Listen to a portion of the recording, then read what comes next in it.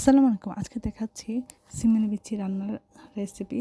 আমরা প্রথমে কয়েক পিস মাছ সামান্য হলুদ, লবণ, মরিচ দিয়ে মাখিয়ে তেলের মধ্যে দিয়ে আমরা হালকা করে ভেজে নিব। তেল গরম করে দিয়ে প্রথমে এক পাশ হওয়ার পরে উল্টে অপর পাশ ভেজে নিব, তারপর নামিয়ে রাখবো। তারপর আমরা একটা পাত্রে তেল দিয়ে এর মধ্যে পেঁয়াজ, কাঁচামরিচ দিব, দিয়ে আদা বাটা, আদা চামচ রসুন বাটা দিয়ে একটু ভেজে নিব।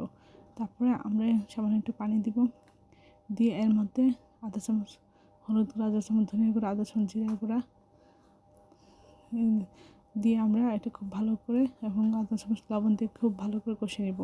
আমরা সিমের বিচি এভাবে ছিলে ভাপ দিয়ে দিয়েছি এবং এর সাথে কিছু আলু কুচি করে নিয়ে দিয়ে খুব ভালো করে কষিয়ে নিয়ে আমরা তারপরে এর মধ্যে ঝোল দিয়ে দেবো।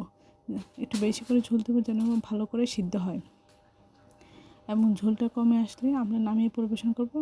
একেবারে ঝোল শুকিয়ে ফেলবো না, নামানোর পর আর একটু ঝোলটা শুকিয়ে যাবে।